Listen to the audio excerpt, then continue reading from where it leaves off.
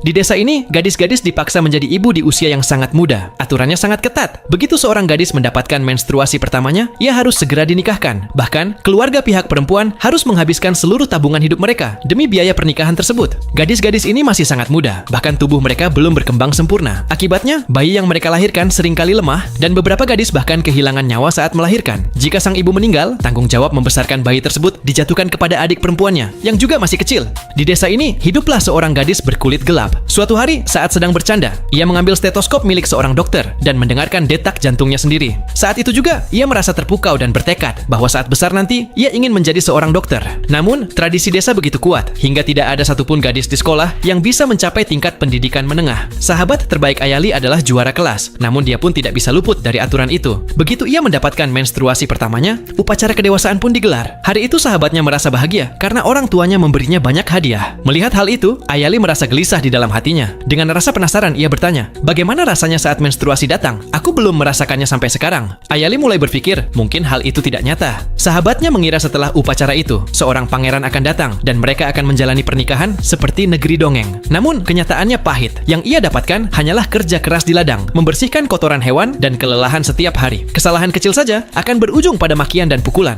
Sambil menangis, ia menceritakan semua penderitaannya kepada Ayali dan berkata, seandainya saja menstruasi itu tidak datang secepat ini. Mendengar hal itu, tekad Ayali semakin bulat. Ia memutuskan untuk mematahkan aturan tersebut. Namun, keesokan harinya, ia merasakan sakit yang luar biasa di perut bagian bawah. Ia diam-diam menjauh dari keramaian, namun rasa sakitnya semakin menjadi. Saat melihat bercak merah di kakinya, ia sadar bahwa ketakutan terbesarnya telah tiba. Bayangan kehidupan sahabatnya melintas di benaknya, bekerja sepanjang hari tanpa impian. Ia berkata dalam hati, tidak ada yang boleh tahu soal ini, atau impianku menjadi dokter akan musnah. Saat hendak pulang, kepala sekolah memanggilnya. Karena tubuh kepala sekolah yang pendek, beliau meminta Ayali mengambilkan botol tinta di rak atas. Saat itulah tangannya tergelincir dan tinta merah tumpah ke lantai. Ketika Ayali melihat tinta merah di roknya, ia justru tersenyum. Ini adalah kesempatan yang sempurna. Sekarang, noda dari tubuhnya telah tersamarkan. Ia keluar dari sekolah dengan perasaan gembira. Ia berhasil mengelabui orang-orang di jalan, bahkan ibunya sendiri. Namun, ketenangan ini tidak bertahan lama, karena festival Arya Devi akan segera tiba. Dalam festival tersebut, hanya gadis-gadis yang belum mengalami menstruasi yang diperbolehkan masuk ke dalam kuil.